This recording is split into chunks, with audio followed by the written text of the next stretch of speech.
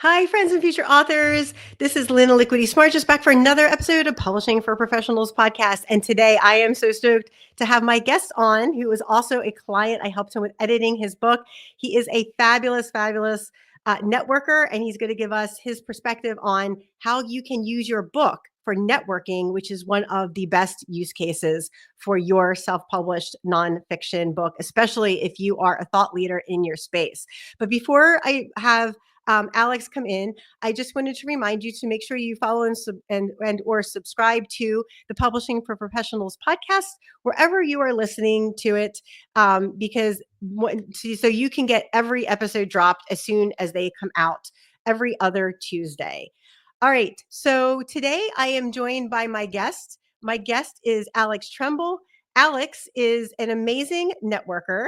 He's one of the best networkers I know. He's the founder and CEO of executive coach, best-selling author, and internationally recognized leadership expert with over a decade of experience. He coaches top executives and designs leadership programs. He's authored 4 books, including Unlocking the Executive Advantage, Relationships That Work, Reaching Senior Leadership, and the GPS Guide to Success. He's also the host of the internationally top 10% ranked podcast, The Executive Appeal. I highly recommend listening to it. I've learned so much about networking from his podcast, and is known for delivering keynote addresses and facilitating events that leave audiences inspired and equipped for action. So without further ado, I'd love to introduce my guest, Alex Tremble. Alex, welcome to the Publishing for Professionals podcast.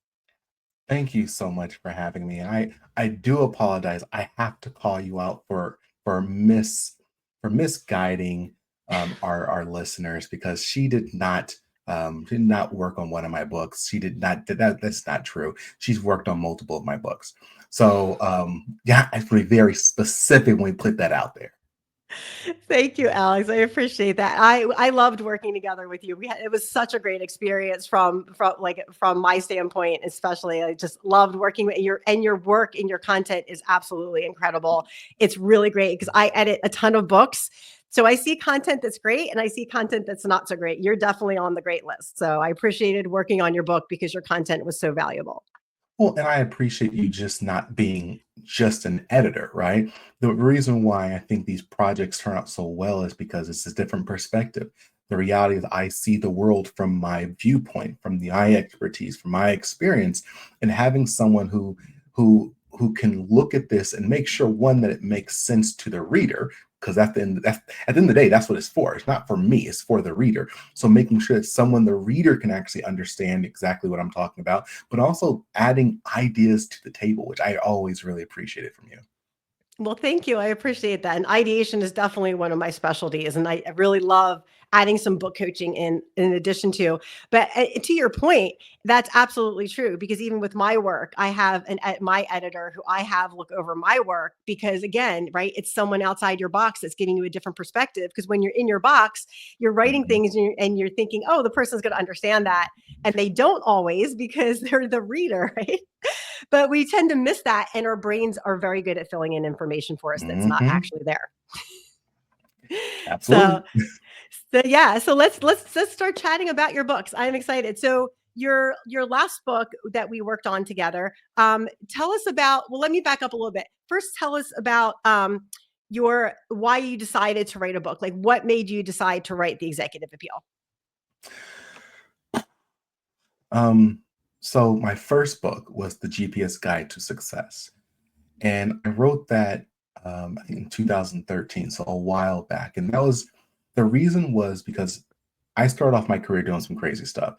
So my first job was to manage and create the executive leadership development program for a US cabinet level agency. And I got that opportunity when I was 23 years old, which made absolutely no sense, but it put me on the path of achieving what I've achieved thus far. I've been working with the country's most senior level executives, both private and government, for now 15 plus years. And back in 2013, I had all these ideas. I was seeing what was happening, and what I could see what worked and what didn't work in regards to navigating one's career. And it was pretty obvious for me. And the reality is that I couldn't be everywhere. I was out speaking all the time. I got invited to the White House to speak. I got invited to colleges, universities and organizations, but I couldn't be everywhere. So my thought was, if I can create an asset, a resource that people all around the world can access. Even if I'm not there, I can have a positive impact on someone.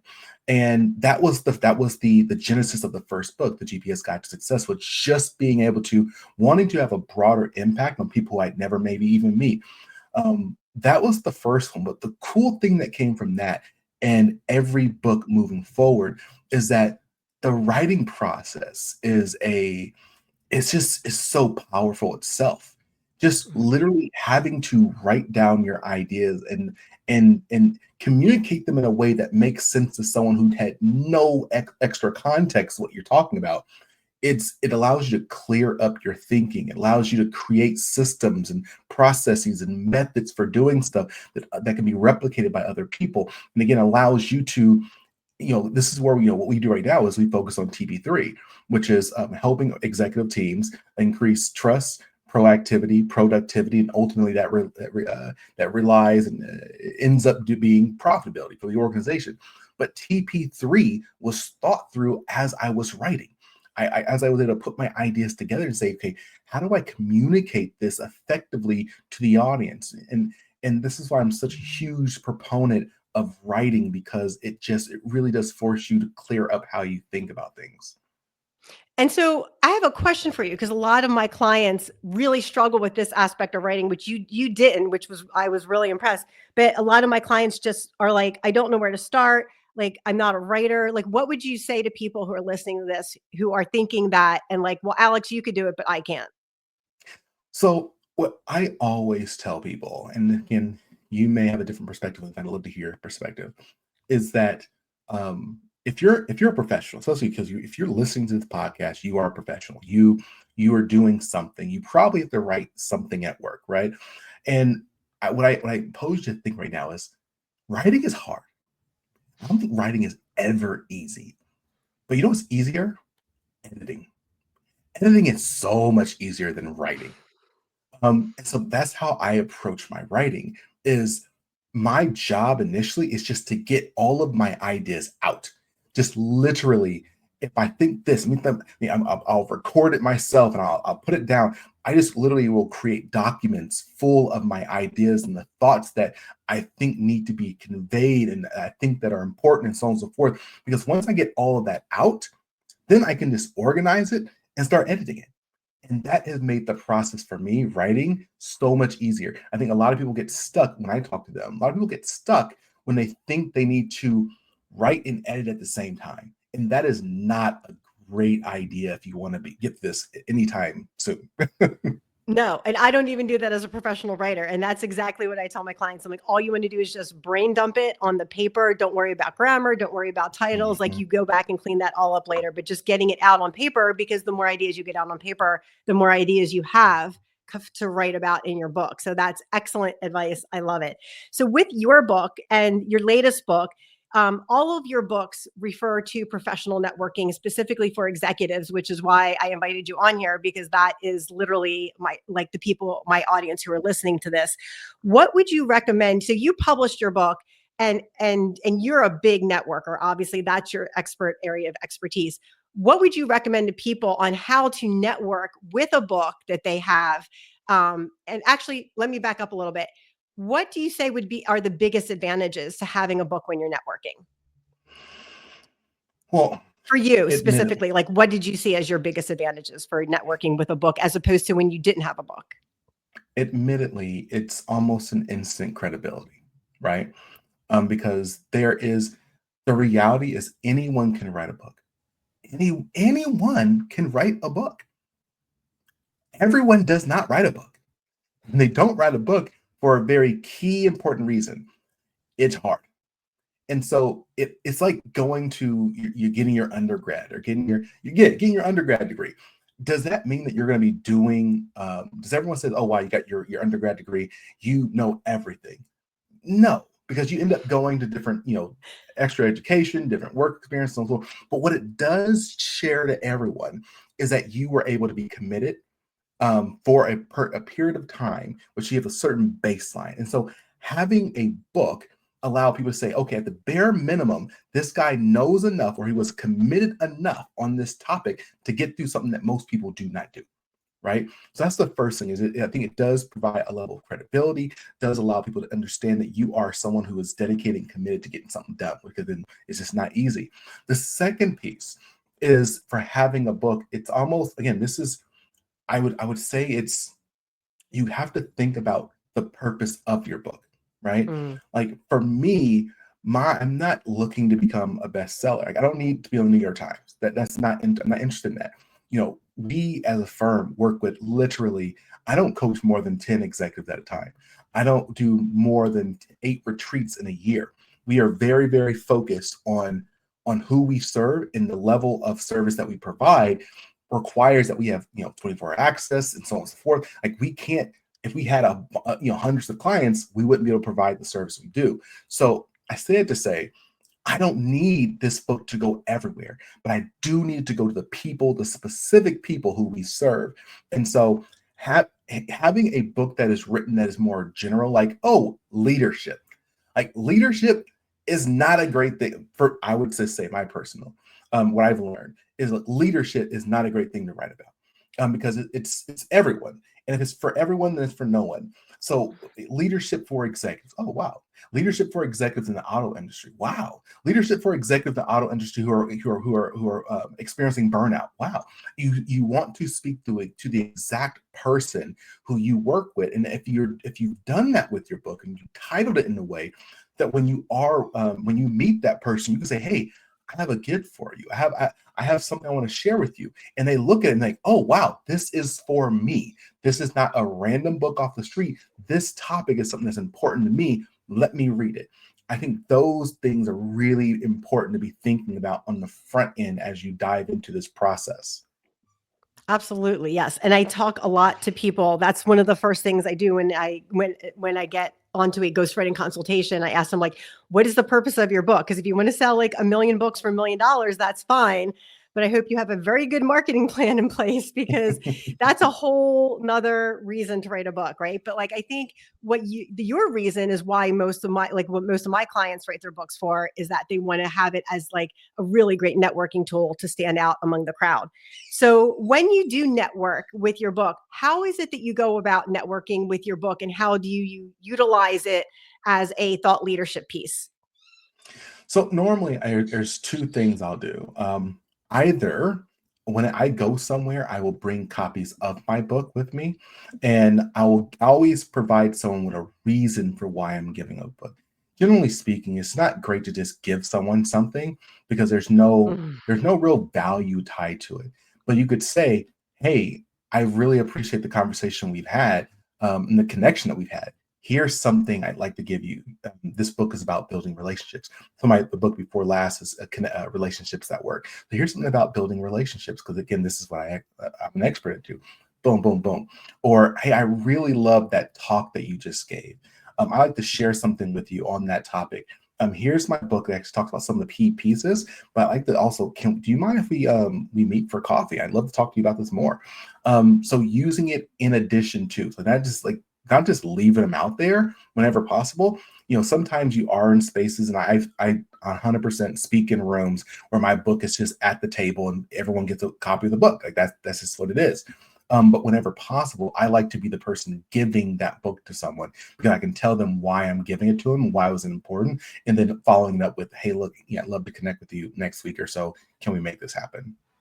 Yeah, and I think what you said about like your avatar niche and the value that's tied to your book, and specifically being strategic about who you give it to, is very important. So I was at a conference one time. And I remember this author walking around, and he was younger, and he's like, "Oh, I don't want to take my book home. I had extra books that I didn't give out here," and he's literally just handing his book out to people. And I'm looking at it, and I looked him up on Amazon. I'm thinking, I'm never going to read anything from this author again, because if he doesn't value his work, why should I? Mhm. Mhm. So yeah, so the intention you give your book with is super important. But like you said, at the same time, if you're at a speaking engagement and you have your book at a table for everybody, that's the purpose of that book, right? Because people have come to see you at that keynote.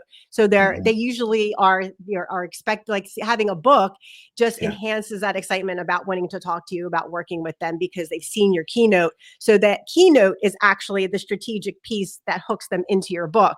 But if you're Mhm. talking one-on-one with person, absolutely. You need to be very strategic about not spraying your book, but saying your book and handing it to someone for a specific purpose, which is great advice. And that's actually how Tim Ferriss got his book on the New York Times bestseller. Is he went to a South by Southwest conference years ago, and he had literally pages marked out in his chapters for different people to read specific parts of chapters. And he handed it to this one guy that was a columnist, and he wrote a big column about it, and it like blew up. And so that's really important, to be strategic about who you're giving it to and telling them why you're giving it to them as well. That's really great. I love that. All right, my friends, we're going to take a pause right here. When we come back, we got more of Alex Tremble for you and some more awesome information about books, networking, and publishing. So stay tuned for the second half.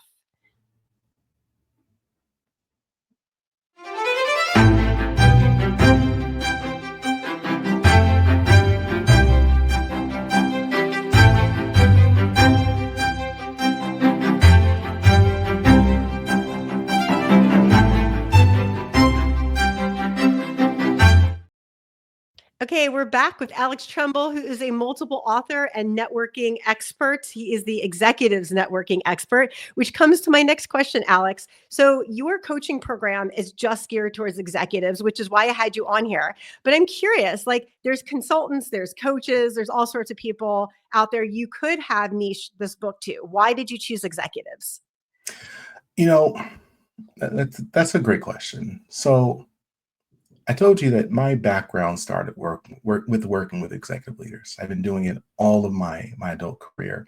And the cool thing I learned is that these people are people. It's weird and crazy to say, but that's the reality, that they're people, but that's not what people see. They see them as titles. They see them as salaries. They see them as you're super successful. Yes, you must be smart, but you know what? Your life must also be perfect. You have all the money, all the influence. You have the title. It must be great for you. And the reality is, any leader who's listening to this right now is probably saying, yeah, they have no idea, because it's so hard. Not only are you responsible for everyone. So not only, not just you, but your team and your organization and your stakeholders and your stockholders and your community, whoever you're serving, the customers. But you also likely have a family. You also likely have friends who want your time, who want your energy, who want your support, and so on and so forth. You may have health issues. You may have financial issues. I've met so many executive leaders in very senior level positions in large organizations who have imposter syndrome. They still don't believe they deserve to be where they are. But the reality is that when you're in these spaces, everyone expects you to be perfect, or just shut up, because you shouldn't be complaining because you have all the money, the power, the title, so on and so forth. So this is the group of people I love to focus on, because the reality is that it's like one of the most significant leverage pieces that an organization can have. Because if they can provide their executive leadership team with the tools and support required to help them be successful, that means that their teams will be more successful, and the customer will be more successful or happy, and the products, the leverage that comes from supporting these people is huge. At the same time, if you don't support them, what all happens? Teams break down. You have higher turnover. You miss projects. Millions of dollars are lost because you don't have the right executive and the right support for that executive leader in place. And so this is why I love working with them, because one, they need to know that they are seen.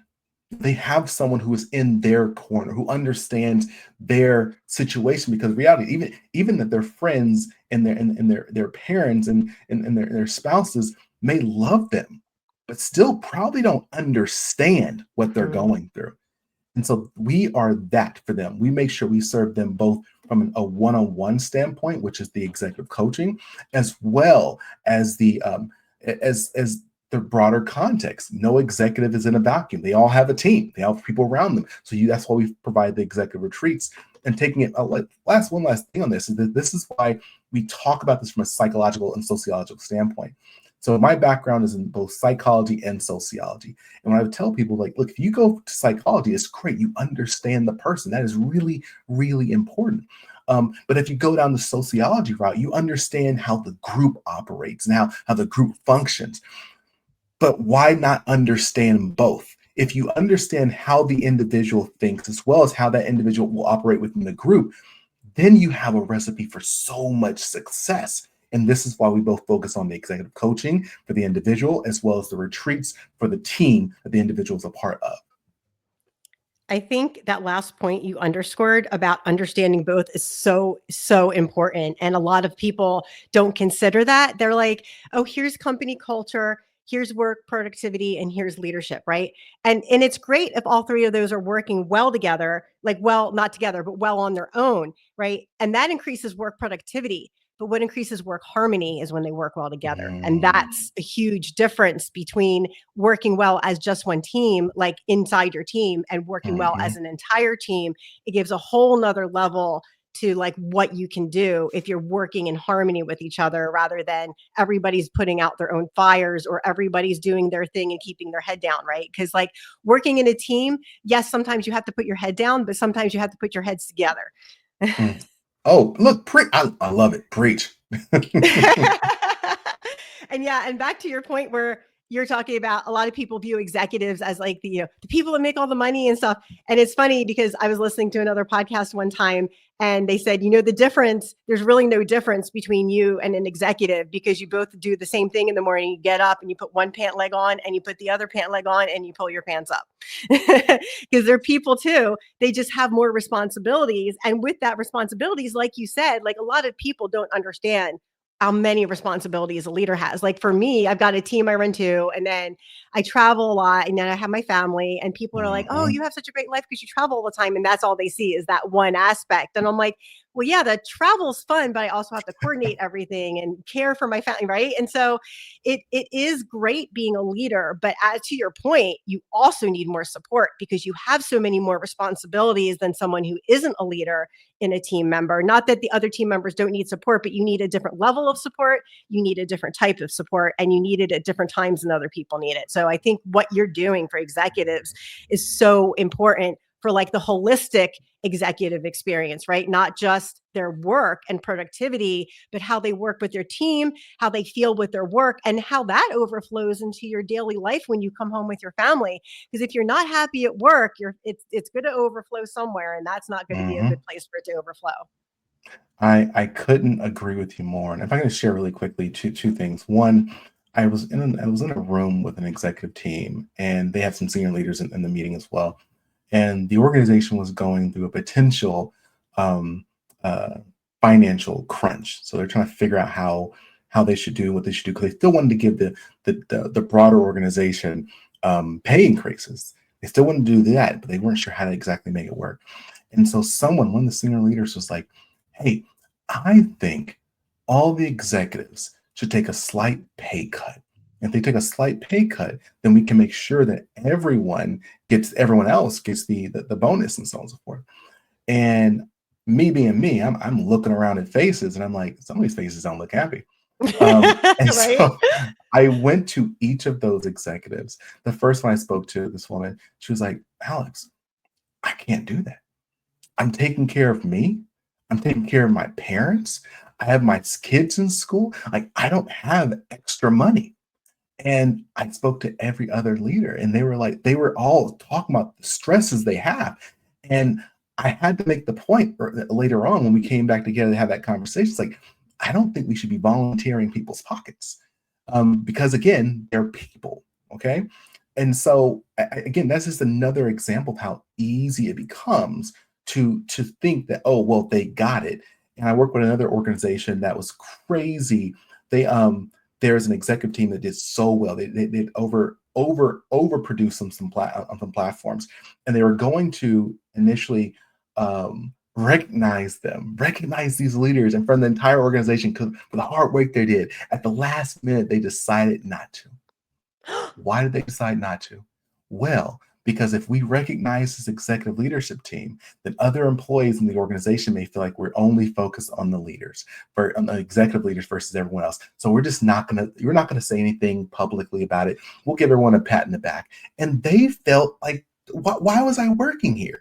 Why am I doing all this stuff if I can't even get recognized? So my point in sharing that is to make sure organizations and leaders understand that if we're talking about that everyone matters, everyone deserves recognition, everyone deserves support, then what we're saying is everyone matters, everyone deserves recognition, and everyone deserves support, not everyone who's under a certain level. And we have to get away from this idea of this dichotomy. Either you are this or that. Either you're in leadership or you're not. Or like all those things is really the world is so gray. And we have to understand that everyone has a different life. Everyone is experiencing different things. And so just because you see one version, one angle of who that person is, does not mean whatsoever that you understand who that person is and what they're going through. Yeah, absolutely. And yeah, and to your point, when you're talking about like saying, "Hey, we're going to recognize you," and then they pull it, that's worse than just not recognizing someone in the first place because they're expecting that, right? And to your Mhm, point too, it's like, yes, that's fine if you say, "Hey, this leadership team is doing great," and then have another day where you recognize other people for different things. But mhm, I feel like, and this has been proven over and over again, right? Like when you feel unappreciated in a job, you go looking for another job, mhm, and if you're treated unfairly, right? Because those are the two main reasons people leave their job is because their management basically stinks.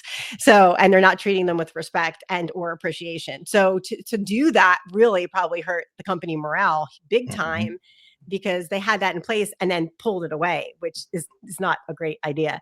So, so Alex, getting back to your title and leadership. So GPS leader, what does that mean to you? And what does that mean for your clients who hire you and have you come on to help them work through all of their challenges as a team, individually? I love that. So short story. When I was younger, I was doing a lot of speaking opportunities. I remember I was been on a train heading home one night and telling my mentor about the I was giving a speech the next day. I didn't have a framework for it, and she's like, "What are you going to talk about?" And I was like, "Well, how do you be successful? But you got to know where you're going." I was kind of talking, and she's like, "Oh, you're talking about a goal. You need a goal." I'm like, "Yeah, you have to have a goal." Okay, and then I was like, "Well, you need to have like uh, a way to get there. You got to think through. Now you know where you're going. Like, how are you going to get there?" So, and she said, "Well, it sounds like you need a plan." I'm like, "Hey, a plan." And I said, "Okay, but you got to remember, in the real world, just because you know the right things and the right education and the right position doesn't mean you're going to be successful. You need to have the right political connections, the right relationships." And she says, "Well, you're talking about maybe strategy?" And I'm like, "Yeah, yeah." And she said, "It sounds like you got a GPS." I'm like, "Oh my God." So GPS, so your goals, your plan, and your strategy to get there. So over the years, we've actually transitioned the S away from strategy, and we included that in the P. So the P is the plan as well as the political connections required to get there. But we changed the S from strategy to stamina. Because if you want to be Oh, successful, it's not just about knowing where you're going. It's not just about understanding what you need to do and what connections you need. You got to be able to stay in the fight because it's not easy. You got to be able to work through whatever situation you're going through. When I say work through, it doesn't mean kill yourself, but it does mean there are seasons in your life where you're going to have to do more than most people in order to get ahead. And you can't be afraid of it. Or you know what? You can be afraid of it. As long as you still do it, that's all that really matters. right. Yeah, that's actually something I was doing this morning where I was doing something that I'd never done before and I was scared as heck to do it. I was like, it's literally scarier than when I would cliff jump. I used to do cliff jumping and like Oh, jump cool. 40, 50 feet off of cliffs in the water. It was scarier than that, but I'm like, I'm going to do it anyway. And I did it. And I was like, thank goodness I got through it. Right. But yeah, back what you're saying is working through things is really important because that resilience piece. I mean, that's it's. I mean, we're playing the long game, right? We're not playing this like, oh, this is a month or 2 months or 3 months. This is career. So, Mhm, in order to be successful in your career, you have to know how to solve problems. You have to come up with new ideas. You got to know the workaround, and you've got to be resilient. You got to, and that's not meaning like that you're stoic and you don't have feelings, but because we all have feelings, but it means like understanding how your feelings apply to the situation, and then like moving forward and taking the correct action without acting out of fear or anxiety or stress, and acting from a spot where like, okay, this really stressed me out. I sat down and thought about it, and I think this is going to be the action I'm going to take next to move myself forward. I heard this definition of resilience from Layla Hermosi. I love how she said it. She said, resilience is how quick you can come back to status quo. So when something goes wrong, it's okay to feel pain. It's okay to feel uncomfortable. It's okay to not be happy, to be sad, to be mad. It's like all those things are okay because you're human. And how soon can you pull yourself back up so you can keep it going? And when things go super exciting and you win and you're like, oh my God, this is so wonderful. That's great. You should feel all those things. And how quickly can you get back to normal so you can keep pushing forward? Because you can't win off of yesterday's prizes, right? You can't eat off of yesterday's food. You got to keep going. And so, to your point, I think you're so right. Is like, how do you resilience really is about like how do you continue to move forward regardless of if things are winning or things are losing. You gotta stay the route. And this is why, I talk about this, I talk about the new book I have coming out, which I won't mention the title yet because we're working on it still, but it will be out within the next 3 weeks, something like that. And it will address all of these pieces for those leaders who at the executive level know they want to do good, but they're feeling burned out. They're feeling like, why am I working so hard, but things are not moving at the speed they should be moving? This book will address that. Awesome. And the other thing too with moving forward and winning, one of the things I see, to your point, one of the things I see a lot of people do is they keep winning and winning and winning, and then they're like, "Oh, I don't need to do anything now because I'm winning all the time." And that's a really big mistake to make too, because when you get too comfortable, then, Mhm. and something happens and takes away your wins, then you have nothing to fall back on because you have no process in place. You haven't been doing anything to fill your pipeline, et cetera, et cetera. So to your point, it's really important to keep that balance, celebrate your wins, think about how you can fix your losses, and take that winning momentum, celebrate it, and use that use that energy to move forward to keep creating and doing what you need to do. If you are not doing something right now that makes you uncomfortable, that you're scared of, that is hard, then you are not growing. I Yes. mean, even from a super simple example, if someone was bench pressing, right? And they're bench pressing, let's say 400 pounds, and they're cranking it out. They can bench it 30 times, 40 times. That still means they're not growing because it's too easy. And so you got to put some weight on. If you're winning right now, that is great. I'm happy for you. So what do you need to do now that's going to put you in an uncomfortable place so you can grow, learn, and become stronger, even better than what you are today? Absolutely, 110%. I actually just had that talk with my friend last week. I was like, she said, "I'm too comfortable." I said, "Then you're not growing."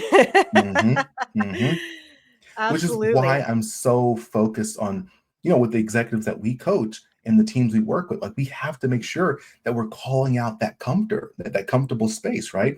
When things are good and you're just tugging along, again, not saying that you always have to be in breakneck speed, but it does mean that you have to be just acknowledge, okay, I'm not growing, and be okay with that. Say, I'm not growing and I'm okay with that.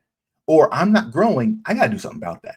And so what we with the organizations we work with and the executive we work with, when they acknowledge, oh my God, I'm not growing, my team's not growing, their first thing is, yeah, we got to fix this. Yeah, and that's the important part is A, being aware of it, that you have the issue in the first place, right? And then B, you have to take action, because if you know the problem's there, but you don't take action, then it's whatever it is not going to go away. It's just going to get worse, and it's going to permeate hmm everything, and then it's going to cost your company millions of dollars. Like I've heard so many examples of that happening in the business accelerator that I'm in right now, and all these women are working with corporate in different aspects, and they're like, yeah, they're losing millions of dollars here and there, or whatever, because something's happened with the leadership, and that's so common, and can be avoided if you catch it, especially if you can catch it early enough, right? So if you catch it early in the game, like everything else, and it's not snowballed, it's much easier to fix than if you're like waiting, like, oh, it's going to get better on its own or whatever, right? I'll hire this new person and everything will be fine, when it's not. And so that's absolutely correct. Well, Alex, this has been absolutely fabulous. And I know my listeners have gotten such great value out of your interview today. Thank you so much. Where can people find you? Because I know there's going to be people on here who are listening and they're going to want to work with you, because you're an amazing person to work with. I can say that from our relationship together, and you have a fabulous personality and you're very easy to talk to. Thank you. Thank you so much, Miss Lynn. I appreciate you so much. I think the easiest way to reach out to me is either gpsleadership.org, or you can find me on LinkedIn. Again, for our executive coaching, we literally only take on a max of 10 clients at a time. So right now, I think we have maybe 3 slots open, but they may be closing soon. So if anyone's interested in executive coaching, you need to go to gpsleadership.org and just apply, because you did an application process. We don't select everyone. Again, we are very focused on the individuals who we serve at the executive level within the industries that we serve. And the reality is that we work with them specifically because we know that if we can make those slight changes with them and their team, they have huge compound interest of wins. And organizations that, we normally work with organizations that at least are bringing in about 50 million in revenue a year. If your organization's not there yet, there's nothing wrong. The reality is that they just generally don't have the resources to invest in doing the things we need to do to get them to where they need to get to. So yes, linkedin.com, GPS Leadership Solutions, gpsleadership.org. And I'd love to hear from every one of you. I would highly recommend buying any or all of Alex's books. They're fabulous network. If you are an executive and you want to learn how to network, Alex lays it out step by step. So super easy to follow. You just have to do the thing we talked about, which is taking action. So Alex, again, thank you so much for coming on today. This has been so great, and definitely enlightening for people who are listening to this, who have not either gotten into networking or they've been into it, but they haven't understood like the process and things like that. So thank you so much for coming on today. You are so welcome. As I like to end every engagement I'm at, I encourage all of your listeners, stay strong, stay positive, and definitely stay moving. Awesome. And remember, my friends, if you are thinking about writing a book, make sure that you start, because if you don't start writing your book today, you will not be able to help the person that is reading your book tomorrow. So until next time, remember to like and subscribe, and I'll see you on the next episode of Publishing for Professionals.